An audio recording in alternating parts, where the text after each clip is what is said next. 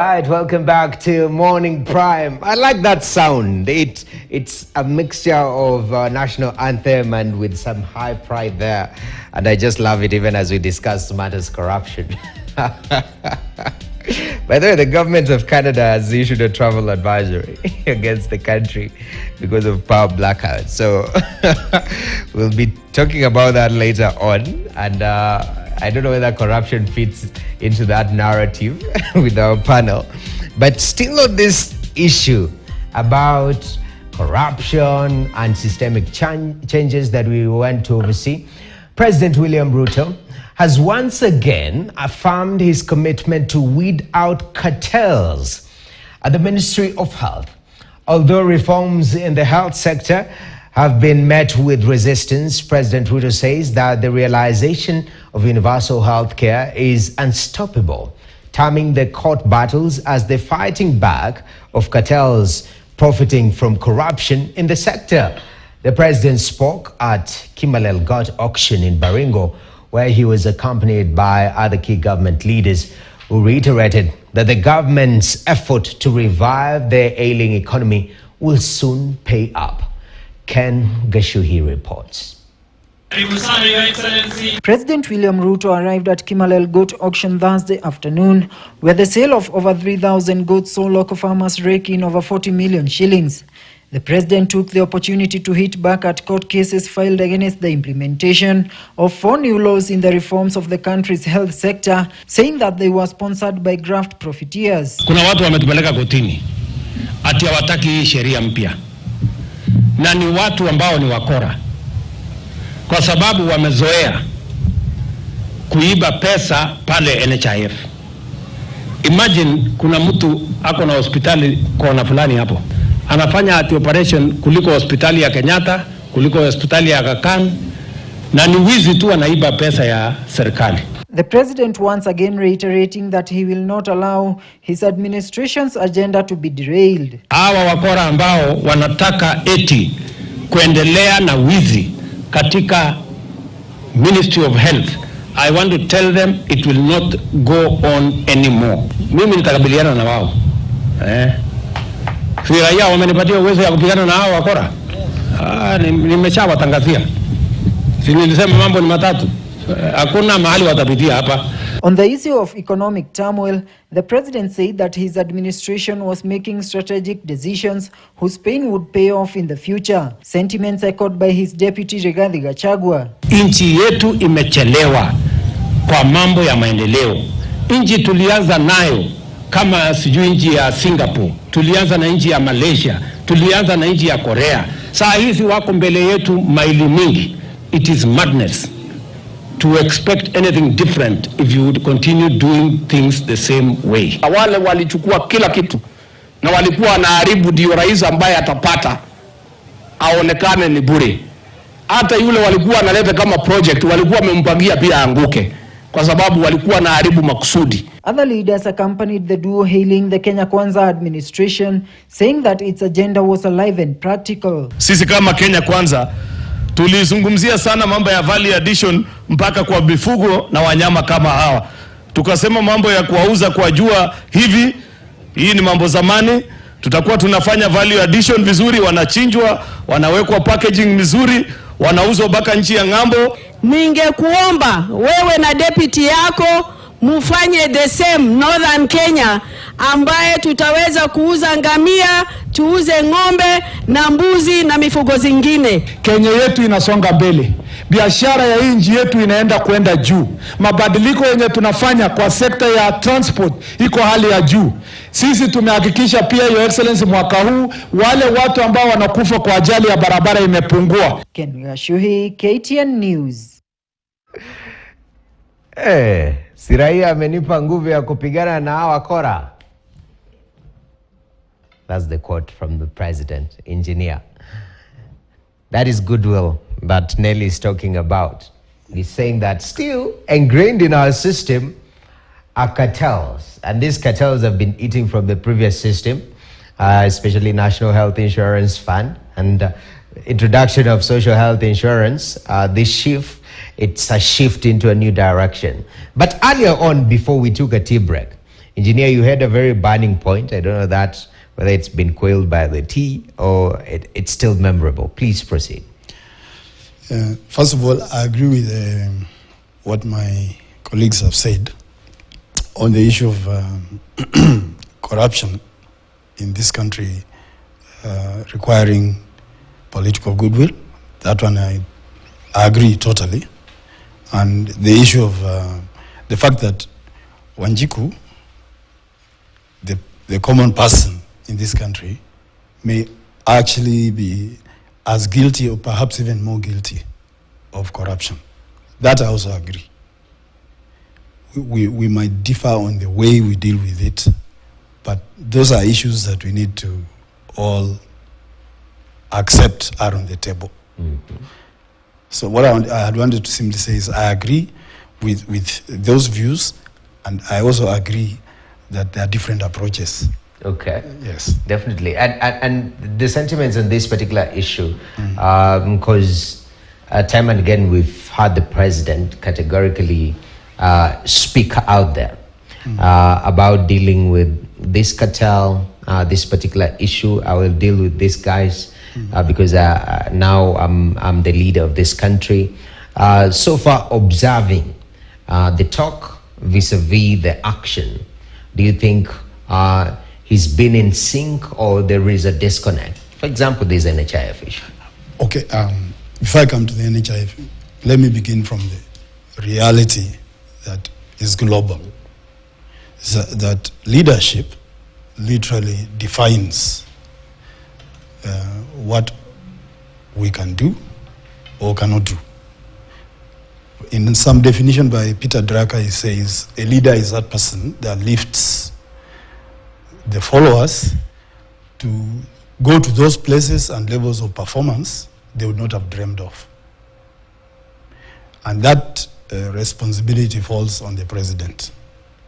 And in so far as he has been elucidating it, speaking about it, imploring us to think and become like Singapore, Korea, and so on, that's correct. And I support that. To match what he has been saying with the actions, his own actions and the actions of his team, there have been gaps. And I am sure that in his wisdom and the wisdom of the cabinet and others who work with him, they must come up with programs to close those gaps. Because yes, you have to begin by giving us that image where you want us to go as a leader. That's accepted. But you must follow that very quickly with demonstrable action that shows results en route to that destination. Okay. That has not been happening at pace. Okay. Yeah. Wow.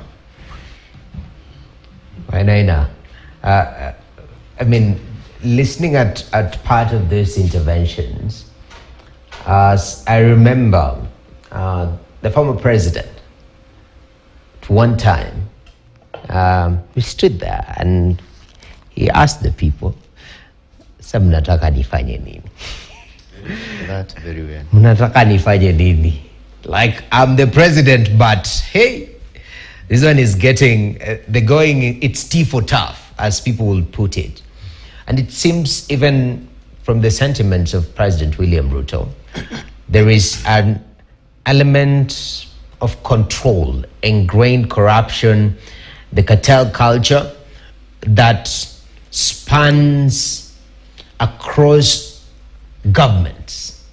And sometimes it's every new government always finds a monster seated there. It's constant. I mean, as you say, this is who we are. How do we change this? I think maybe I will not answer how to change because if the president is unable, who am I in my small circle? But I want to point at something. Yes. This new narrative about cartels, I'm very suspicious about it. Yeah. I think we are in a situation where we are trying to create an imaginary enemy, because in politics, when there is no enemy, you must create one. There either must be a real enemy or a perceived enemy. And this is something you look at historically and you'll see for a politician to thrive, they must create an enemy where all their misgivings and their failures, they direct them to that particular enemy. And the question is, you are the president. We are ordinary Wajikos, yeah? You have the instruments of power. You have the intelligence. You have everything that it needs to unmask this cartel that you're telling us about. The question is, why not just, we have this Government of Kenya publication, I think it's usually inserted in newspapers, yeah?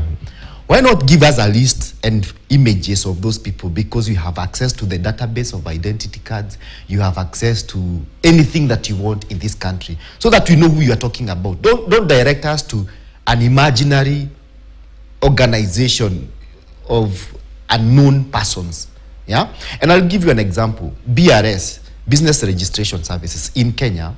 If you look at the UK system, right now, if you want to know a company that is registered in the UK, you just need to Google its name on the internet. You will get to know who are the directors, their shareholdings, how they have been filing their returns. That information is public information. But in Kenya, the cartels you're telling us are eating money that belongs to NHIF or whichever government institution you're talking about is faceless. Yeah? Even companies that have been mentioned that have been accessing procurement, you wouldn't know who are the directors. Why would you keep that information secret? And it ought to be public information. Why shouldn't it be possible for me, even if it's for a fee, to just Google a company that got a tender for insurance services and get the details of that company? Who are the owners? What are their shareholdings? Where are their registered offices? Yeah. Why should we be discussing private briefcase companies in this country, and yet we are talking about Singapore, being like Singapore? It will not work. That oath of secrecy, which is what you actually see in this country, there seems to be a collusion of those imaginary characters with the civil servants and with whoever, that secrets are kept whether you're in government or you're out of the government. Okay. Like the people who had taken the Aror Kimorero people to court, if they knew something that was not present before the court, you will never hear that. It's gone.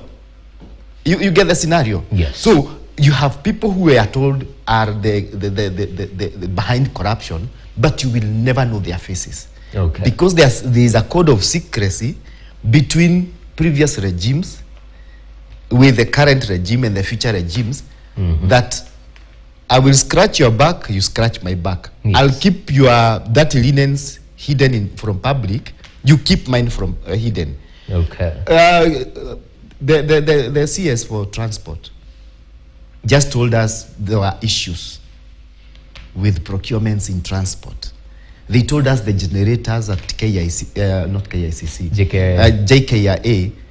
either I don't know, they were faulty, I don't know what. Those generators were procured by somebody. Can we know who procured those generators?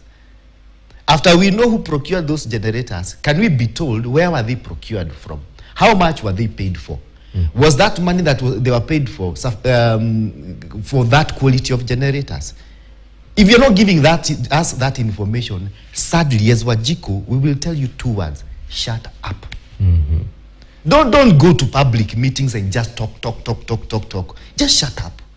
If you're not giving us access to this information, you are together with everybody else who is a cartel in this country. Okay. Yeah. You remember the Kemsa situation, Nelly? And somebody was walking outside Kemsa. Yes. And, you know, I mean, I've passed outside Kemsa a couple of times, yeah? And unfortunately, you have not next time, you don't see it's me the time here. that you pass yeah, there. you guys start talking to me, well, maybe I might be vying for an MP in some constituency. But Nelly, just looking at this, I mean, when Naina says there is some element of double speak or triple speak, if I may call it so, where you're saying one thing that is good to the ear, but in reality, there is no action backing it up. Yeah. And Nelly, you are one of the big optimists this morning, yeah? Because you're saying goodwill comes from government and it can really change a lot. Listening to the president in regards to, case in point, this issue of NHIF, him saying that there are cartels there and I'm going to deal with them. Let me tell you, mambo ni matatu. From your perspective, how do you interpret that? So when I look at it, I see it not just as corruption. For me, I'm looking at it as a budgeted corruption. And it's not just with NHIF, it's largely divided into other sectors in government. I call it budgeted. Why? Look at the kind of increment of political offices we are trying to introduce in our country. Where are we getting this money from? And so there's also the aspect of wasteful spending that is in government. And with this comes, the wastage comes in when we want to expand the executive, when we want to expand the government. That is already bringing in the aspect of wastage in government. So with this wastage brings in the corruption again. Are you getting it? Yes. And this is why I'm still saying that the fight on corruption still stops at the back of leadership.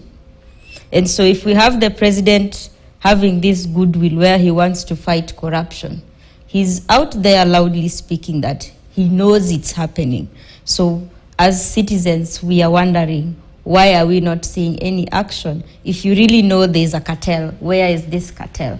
What action are you taking as a government against this cartel that you keep speaking of? As Wakili says, let us see these cartels. Can we be able to have a point where they're just published? Let us see, if, as much as we have a deadline talking of freedom, let's have a day where we have a deadline saying that these are the faces of corruption in this and this sector. The public accountability deficit that I'm talking about, this is the way it is coming in. If you know we have people in government or people who are trying to practice this corruption, why are we not seeing them? Can we be able to have the president come just publicly to the citizens and say that we have identified this group of people or the cartels he keeps talking about? That is the public and the accountability deficit that I'm talking about. Can we have the government or the president's government come to the people and say that we promised this? And this is what we've done so far. The accountability aspect is what we are lacking. And because of that, it is breeding the corruption and the wastage that I'm talking about in government. Okay. Yes. Wow. Accountability. Engineer, you know, I'm listening to this and I'm just thinking, because this, you know, Singapore is like, okay, we are hearing a lot of people mentioning us, and Kenya is top of that list because we're always comparing ourselves. Oh, you know, by independence, we are on the same level with Singapore. Now look where they are. And we as a country, we can achieve that. But it takes the boldness of the likes of Lee Kuan Yew and, you know, making hard and very tough decisions. Is it something that we can replicate also in the leadership front, not just talking, but seeing that necessary pain that the country needs to go through if at all we are to root out this monster called corruption? Yes, the way I see it, corruption exists because it has enablers. And if we were to do anything, we must first of all identify them, then remove them, eliminate them from our system. One of the key enablers of corruption in this country is what my colleagues have been referring to, these cartels and whatever. I call them the invisible criminal enterprise because it exists. The other enabler for this is incompetent officials in the various offices. And the third one is poor leadership. But of the three, there are others, but those three are key. Of those three, the first one to be fixed has to be the leadership. then we have to sort out the competence before we can deal with the criminal enterprise. That's my thinking. And I would recommend that, and I can almost see how it was done in Singapore. How did they do it? The leadership, that's why that old man had to be brought back at 80-something, or whatever age he was, when things started falling back. You need such dedicated leadership that nothing else is important for the moment than eliminating that monster. Because corruption is such that it can affect this country not for one generation, not for 2 generations. It can go, like in the Bible, 4 to 5 generations. For you to bring this elusive equality and even equity at the most basic level, corruption just overrides it in all places. And without equality or equity, you will never get the right people in the right places. And on occasion when I engage people on team development, the biggest malady of teams, even in this country, perhaps even the cabinet, is having the wrong people in the right places. You must expect not just poor performance, but lots of reversals on your journey to progress. Okay. So if leadership is sorted out, then choosing people to go into the right places to do what is supposed to be good for this country, it may still be a challenge, but it's less difficult. Okay. And then moving on to deal with now the invisible enemies of development, including cartels, can be programmed, and we can do projects like I was talking about earlier. Okay. Yeah. When I know, I mean, I'm thinking about that. First of all, you've said sometimes we have to create an enemy where we can defect and place our sins on and redirect the public in that direction. But also we keep mentioning, and we have examples globally, where these challenges have been dealt with. Case in point, Singapore. First of all, it raises the question, if you were to slay this dragon, if we call it a dragon, first of all, are you part of the system? Is it part of the system that made you, and can you do away with it? That's the first challenge that our leaders face. And secondly, does it mean we have to rethink leadership? Because the old man, he was deemed borderline dictatorial because he had to make tough decisions and say, I'm willing to pay the price to do this. Do you think our leadership is willing to pay that price, and the people to at least have a different approach in seeing a leader who wants to bring change when it comes to tackling this monster? First, I think our model of governance, leadership, is probably very different from Singapore model or model of most of those countries. I think our model is what I would call mom and dad governance model, after the religious kind of leadership in the charismatic churches, where the charismatic leader is everything. There is no respect for institutions. If you go to Singapore and most of those other countries, there is a respect for institutional kind of governance model, and which is what was envisioned in the 2010 constitution. But we as a country have opted for the charismatic model of leadership, where we are saying, and this was profound from 2013 to even 2022, where the options that we had at the top were options of that person who is able to create, the wave, the miracle, who is able to promise the miracle and slay us on the ground so that we feel good.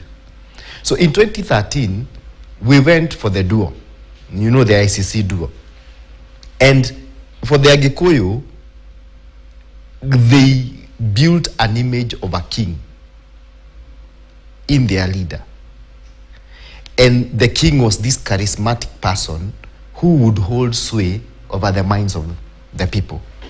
In 2022, we actually had the two forefront leaders were both charismatic. So we didn't seem to have much of a choice other than the other choices that we had down there, who even Wajakoya, so to say, it was more of a charismatic, targeting a certain clientele of the Kenya citizenry. When you are led by the charismatic leadership type of personalities, there are things that may not necessarily go into governance. One of them is reason. Right now, what we are doing, we are trying to reason things out. But when you go out to the streets, it's not the reason that prevails, it's the emotional. You know, you go to a rally, you create an emotional high, and people feel that's our leader. And they celebrate. I remember when we were just about to go to election, one of the guys, after the election, after the results were out, one of the guys who was pro the winning party called me and told me, I told you, jamani mwanaume. You know, and he was very, very excited. Unfortunately, after about a week or so, he was borrowing me money. So, but the thing is this. In Mount Kenya and other areas of this country, it was the charisma of the current leader that was prominent. And if we are expecting that charisma to take us through the difficult times, then we are doomed. Because when you get now to the actual performance, charisma does not take you through. You just look at the charismatic churches. The leader says this is the direction. Everybody, without question or without reasoning, you follow that direction. Yeah? Leave alone the questions that keep on cropping up in between. They are brushed aside. Okay. Even right now, that's what we are doing.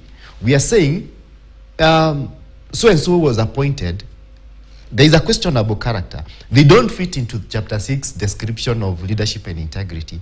But we are okay because our charismatic leader is wise enough, all-knowing, all brilliant, all smart, then it is okay.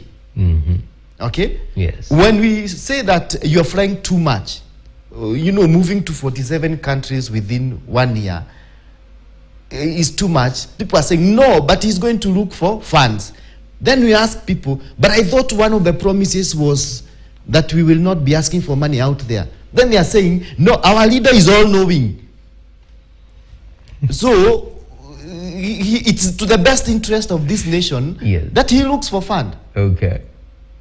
So we have an explanation of every move that our leaders are making. Okay. Because we are under this spell, which is common in those mom and dad's environments. Okay. Yeah? Yeah. And until that spell is broken, we will keep on such that by the time we are getting to 2027, the handouts that you get is like a child getting something from their father. Okay. It just fuels the fire, and we go to another period, and then we are given another successor, probably a son or a daughter, or a creation of the leader, and the continuation goes on like that. But when you go now to what the Constitution envisioned when the framers were coming up with it, it was an institutionalized kind of a leadership where each institution is led by a leader who is independent of the other. So the executive is not, the parliament is not the alter ego of the executive, which is the situation right now. You technically don't have a parliament. The parliament will do whatever the president says. And you ask yourself why? Because the parliament itself is a creation of the president. All those people you are finding there, other than the ones who are on the opposition, these people, they owe their entire allegiance and their entire profession to the president. You will find that none of those leaders would have sailed through if the president's hand was not there. So you have an executive that is stretching its hands everywhere. it's a bit dictatorial, as you are saying, the Singapore model, but it's not working because it's charismatic in nature. So you have a situation where the executive stretches its hand to the controller of budget. Okay? What do the people do? They don't sympathize with the controller of budget, which is an independent institution. They will have no sympathy for that office. If the executive stretches its hand to the director of public prosecution, what do the people do? Okay. They do nothing. All right. They are okay with it because they have a charismatic leader and they are going to do his bidding. Okay. So that's the situation we are finding ourselves in. Until we remodel our thinking to an institutional-based kind of a governance, we will not get out of this. Sometimes I find people celebrating that, like the attack the president has just done on the courts. He has said, watu wanaenda kotini. But that's where they should go. The courts should be as independent as they can be and should be kind of the defender of the people. But the people actually supports the presidential attack on the judiciary, which is totally wrong. So essentially we are very own enemies, but even as we talk about the nature of leadership, the checks and balances, of course, one of them is the institution of the judiciary. I'm thinking, as you rightly put it earlier on, I don't know, I think it was Nelly, this country, we elect by very small margin. People win almost slightly over 50% compared to, so it's pretty divided, to be honest. And even the government of the day comes up with its own ideas. We see the top leadership having a particular vision and a particular formula of leading. Politically speaking, this issue of having opposition and opposition leadership sort of as a structure, as a buffer to check the government. Do you think that is also a tool that can be explored? Because we understand in the country, opposition leadership has been quite constant, being led by, Honorable Raila Odinga for a very long time, calling on the government at one point or the other on a couple of issues here and there. But can that be farmed up also as a buffer? Because we have that nuanced country. It's not like everyone in the country is buying into the nature of that leadership. There are people who are also voted for the opposition as it stands. I mean, me being one of them, I'm part of the opposition. So I think we are in a situation where I want to really agree with what Wakili has really said. There's a scenario where we have the government in place. We have independent institutions in place. But there's also a situation where we are seeing some overlapping. The executive is trying to push its hand into the legislature. It is pushing its boundaries to for example, the control of budget. So there is the beginning of like our undoing. We know it is not supposed to happen. The president knows he's not supposed to attack the judiciary, but he still goes on. So it begs the question of goodwill. Where's the goodwill of the president? Where's the goodwill of our leadership? Number two, and when we are talking about, a country is as good as the leadership it bequeaths itself. My point still goes back to the leadership of the country. So if we can be able, and I'm really happy that Kenyans are starting to be aware. Maybe we had been sold hope for so long that it blinded us, but now that reality is hitting us, we are beginning to be aware, we are beginning to open up and see the kind of gaps that we're experiencing in government. And this is why you find just the other day when the KCPE results were announced, the students were questioning the government. This other day, when still on the KCPE matter, parents who you would imagine would not want to be in the public eye have come out to speak up. So people are ready to speak to the government. And that should tell us something, that Kenyans are starting to be aware. There's a change of mindset that is happening with Kenyans. And with this, it is a step in the right direction. This means that come next time in the next electioneering period, then people will be aware of what they want to vote for, based on what or based on what kind of ideology is brought to them by people who want to take up leadership spaces. So in a way, whatever is happening, yes, it is bad to us, but I'm seeing the positive aspect of it coming in, where Kenyans' mindsets are opening up, and they're able to now differentiate between lies, selling of hope, and whatever is going on wrong, and as well being able to speak up against it. Because if we are to really fight against this, then it starts from there, the accountability. Kenyans are asking questions. You promised us this, you're not doing this. We have a right to do that. Okay. Yes. Definitely. That's important. Still on that same issue, engineer. I mean, we had the National Dialogue Committee. They sat representing both factions, you know, so that we can have sort of a truce and a way forward for the country, a united country that it's balanced and nuanced. And the report comes out again, there is disagreement around these reports, yeah? And I thought that would be, I think, a good start for implementing some of those recommendations, especially with the goodwill from the leadership, could be a good start in regards to bringing Kenyans, first of all, together, merging and being on the same board. And now, which makes us more efficient when dealing with some of these issues such as corruption.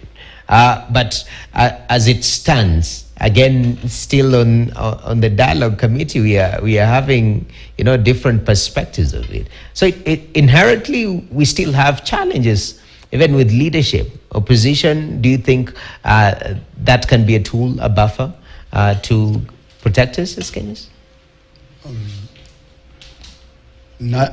Nadco was had issues from the very beginning. To go directly to it, first, even when they appointed the teams that will go and do the negotiation or discussion, can you imagine the two sides are appointed, the discussants before the agenda was set? So these people go to the meeting and then they are given an agenda. Consider a situation where all of us are incompetent to deal with that agenda, but we've been appointed. What do you expect to be the result? That's my opinion on that. Mm-hmm. That it was, however good the intentions were, the way it was done, in my view, was putting the horse before the cart. Okay. The cart before the horse, sorry. Definitely. And I want to, do you have that story of Nadco? Do you have it on the rundown? All right. Yeah, definitely. I want us to take a look at the Nadco report so that we dig deeper, because I think it is one of the foundational things that in the recent times we've seen sort of trying to find a way forward to some of these challenges from a leadership perspective when we talk about goodwill and whatnot. So on this particular issue, you're still trying to find that particular story, but there's still been different texts on this Nadco issue and the outcomes of it. First of all, once the report was released, all of a sudden there was different factions. Part of the people of the committee, they were like, nah, that report is not it. All of a sudden we're starting to see cracks. At the same side, actually, there are people who are supporting the report, saying this is what we've come up with, and I think it is addressing some of the challenges. Yes, engineer. On that score, it would be dishonest for anyone, competent or incompetent, to sit through a discussion such as was done, end up with a report and disown it. Exactly. That would be dishonest. And it doesn't matter who it is. All right. So if you're doing that to probably score a political point, you're just being cheap, in my view. But if there were issues that were sticking, they should have been handled in the room. And the disagreement should not happen afterward. It should have happened inside. Okay. Now, that's about the Nadco. But there was earlier points on the issue of leadership. My colleague has talked about the charismatic leadership. Currently, it's understood the 4 cardinal issues in leadership would be the charisma, the expertise, the position, and the resources available to that position. Now, in this country, charisma is played heavily on its optics. Then there is the issue of resources, and perhaps that's why it ties back into corruption. And I've spoken to that subject before, in different fora. Now, these two, expertise and the position that the person is holding, don't seem to matter too much, other than being tools through which to express. Because of that, we end up with very many people who don't fit the position, being in that position. That's what I was talking about, the incompetence. So if you don't bring the two, the expertise and the role of the position with regard to leadership, we'll continue being in this quagmire. Now that matrix is now known, and I know that KK has advisors on many issues, including leadership. So before they would put anybody in any position, surely they would have to put them on that matrix. Say, how does this person fit? Matters, optics, charisma. How does this person fit here? Matters, expertise. Can they carry this thing? Do they have the capacity to be able to deal with this matter in whichever situation? Because there are going to be different situations. Okay. And then some people might be very good on the charisma and expertise, but they just don't take responsibility seriously enough. They'll be frequently remiss. So why are they in that position? Mm-hmm. Then the resources that you're putting at their disposal, if somebody has this character of pinching, for example, just picking one of the issues, they should not be in that position. Mm-hmm. But when you look at the situation right now, across the board, there are very many people who are misfits using that simple matrix. Okay. Yeah.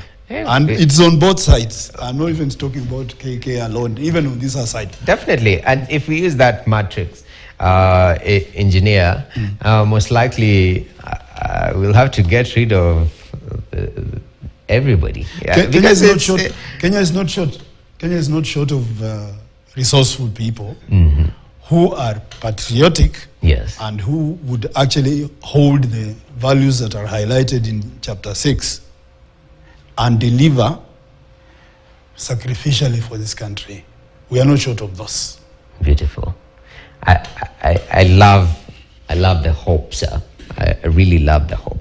So one of the hopeful things that we were hoping is that this Nadco situation will come up, and I don't know whether it's sort of quasi handshake or a borderline but it's finding common ground, which is always a good thing, trying to find common ground. Now, we're actually on this issue of politics, former President Uhuru Kenyatta appears to be on a charm offensive to convince Azimio leader Raila Odinga to oppose the National Dialogue Committee, that is Nadco report, that has split the coalition. The Jubilee Party leader, who is also the chairperson of Azimio Coalition, has twice in a month brought together leaders from the opposition to discuss the report following talks that ended on November 29th. According to multiple sources, Uhuru feels that the Nadco report mirrors the annulled Building Bridges Initiative, that is the BBI report, only that it fails to address the one man, one vote, one shilling mantra. As Senior Political Affairs reporter Chris Taro reports. Barely a month since the release of the National Dialogue Committee report, the Azimio leadership has been seen not to be reading from the same script, with leaders from various affiliate parties pulling in different directions. And now it has emerged that former President Uhuru Kenyatta, who is also the chairperson of Azimio Coalition, has been on a charm offensive to ensure that legislators from the coalition either amend the report or reject the report in totality. The bone of contention being that the report by the committee did not factor in most crucial issues, including the high cost of living, electoral justice, and respect for multi-party democracy. Sentiment supported by NAC Kenya leader Martha Karua, who is also a member of Azimio. But I had also indicated that we are together on all fours so long as we stick to the 3 deal breakers. So to Azimio, we had already agreed that 3 issues were deal breakers. That's the position NAC Kenya still holds. However, it has also emerged that Azimio leader Raila Odinga has asked legislators affiliated to ODM party to support the report in its totality, a move that is expected to divide the Azimio leaders more. It is responsible for a leader of whatever shade to comment on a report as important as the Nadco report without having read it. It is in this breath that the former President Uhuru Kenyatta has convened a meeting with Azimio leader Raila Odinga and some leaders from Mount Kenya in a bid to convince them to reject the report or amend it. Former Defense Cabinet Secretary and the Democratic Action Party of Kenya, DAP Party, leader Eugene Wamalwa is also opposed to the report. Dissenting doesn't mean disrespect. We differ with respect. The fears by those opposed to the report is that the Kenya Kwanza administration could have easily compromised the ODM party leader and a secret handshake could have already taken place. Now the country has got a chance to go through this report and understand it and internalize it and therefore be able to speak from a point of information. For now, the obligation that the former president has is to convince the ODM party leader to oppose the report.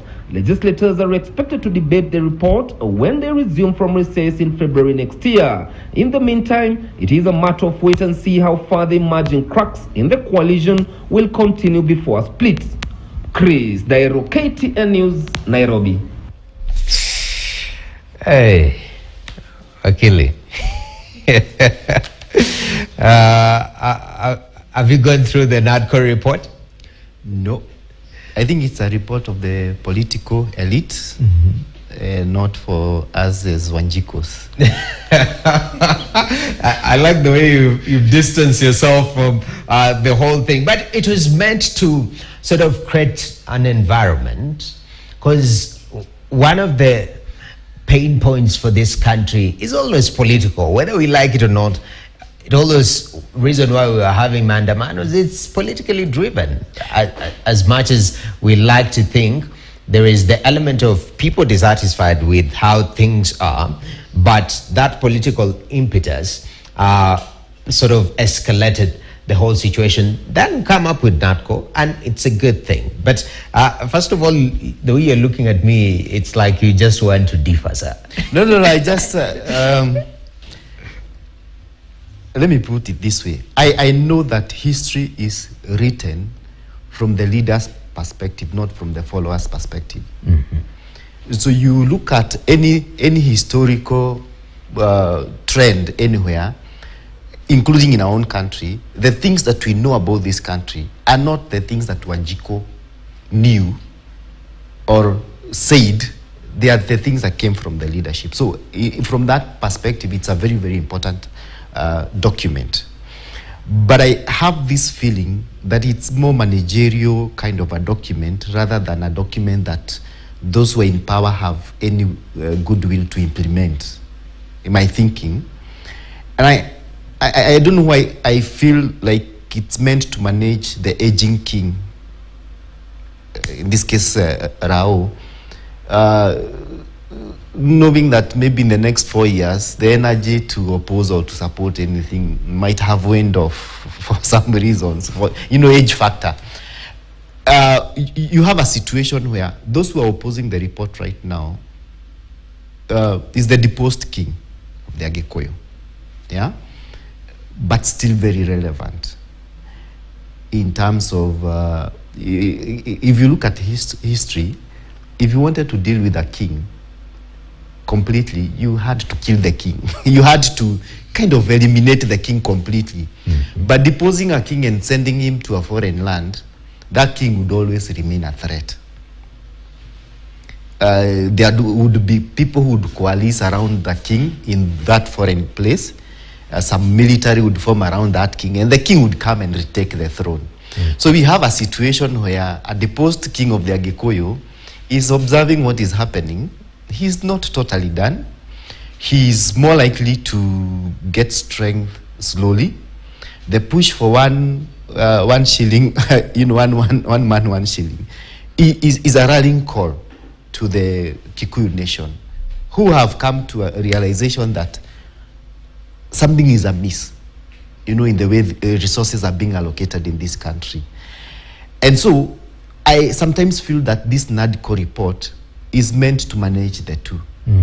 The aging king, in this case the Rao, and the deposed king, in this case Uhuru. And that management by the KK government, the charismatic KK government, is hoping that for some reason the aging king will naturally feed out or phase out or just disappear, by virtue of age. But then now the deposed king is still the headache, because the report right now is becoming controversial because of what the position of the deposed king. If his interests are not taken care of, then it becomes problematic. But if you take his interest into account, it means that document would have to be reworked, which would also mean that he would get strength. And if he gets strength, what happens to the Ishongwas? What happens to the Dinyoros? The Ishongwas want to inherit Kiambu. The Dinyoro wants to inherit Muranga. Gashago wants to inherit everything, Nyeri inclusive of the others. What happens to them? So they would have to fight it to remain relevant. And for us, probably, that's where the enemy will be created for 2027. So I don't see that report going very, very far. And if the KK government is not careful, chances are that they will see what Moi saw in 1996, 1997, when he accommodated the aging king, and then the aging king destroyed Kanu from within. I think that's what the scenario is likely to look like. Nelly, you're part of the team of the aging king, yeah?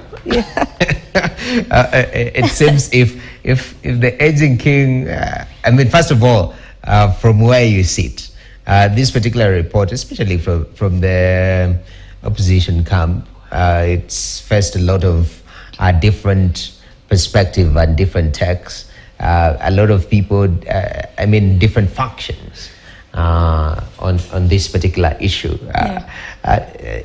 Is that reflective of the status of opposition in the country, or is it just showcasing, we can agree to disagree on some of these issues?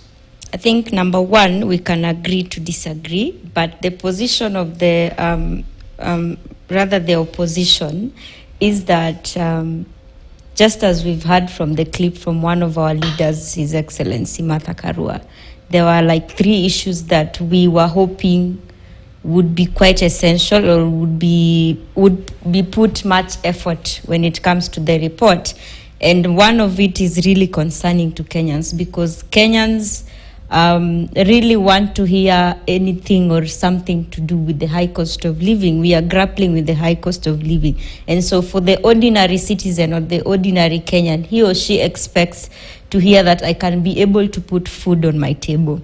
And the opposition feels, or us as a party or a coalition feels that that has not really been taken much into consideration when it comes to the report. And that is why you see some of the leaders coming out to speak against it, because we feel that the Kenyans' needs has not really been considered per se.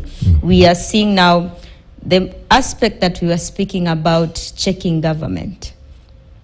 And if I may go back a bit, when the government of the day came into office after their swearing in, immediately the first thing we saw was the president organize a meeting for all the independent elected legislators in parliament. So what does that tell us? The next thing he did after that was met with some of the opposition leaders and tried to win them over to come over. And this is one of the issues that was brought about in the Nadco report, the multi-party aspect. Can we stop the executive, or rather the government of the day, from interfering with other political parties? That is what is coming in the Nadco report with the parties and the position of the opposition, that we want to have a system where if you win the election, fine. Let the other independent parties that are supposed to check you do their work without interference. And that is the position of it. However, if you ask me personally, I feel that the whole Nadco committee missed something. If we took the approach of the multi-sectoral approach, then maybe we wouldn't be having some of the issues coming up. If we included the clergy, if we included the youth in this space or the committee, if we included all these other stakeholders in this committee, then we would have limited the occurrence or the bringing up of some of these issues that are coming up after, which didn't really have to happen. I mean, the announcement or the final report that was to come from this committee would have solved, or was supposed to solve, anything that would have ever emerged. We are talking about the reconstructing of IEBC. It's an issue that has always been talked about. I was hoping that this would be the last time we would hear about it, because again, in our country, we have the fear of malpractices when it comes to election. So there was need for restructuring of the IEBC Commission. So for me, I feel like there were pertinent issues that really needed to be taken care of with the Nadco and the report and the committee itself. Okay. But the approach they took first, having only the political elites to handle that, didn't really sit well with me, because I want to imagine that politics affects all of us in this country. Definitely. As much as we are saying, you know, today you're just talking about the political class, but even as citizens, whether you're involved in politics directly or indirectly, it still affects all of us. And that is why I'm saying that the report or the committee needed to take a different approach of the inclusivity. If we only included everyone or every stakeholder that needed to sit at that table, then we wouldn't have the emergence of such issues coming up. Okay. Yeah. So essentially you're saying, you know, you guys need to go back into that room and even disintegrate the room, find a different approach which is more inclusive and more open. Because even when we raise the point about cost of living, I mean, that's a very broad term, honestly speaking. So what are the key interventions? And also understanding where the government of the day is in relation, again, to some of these multilateral and Bretton Woods institutions, again, where they are, those conditionalities. How do you marry all that world into a perfect synchrony, which is very difficult, to be honest. So, engineer, it's I don't know whether it's coincidental, but it seems that every time we want to take a break, it comes to you. Yeah, I know you have that anointing of a tea break. So we'll take some time, some break off. We sip some tea. Remember, is more.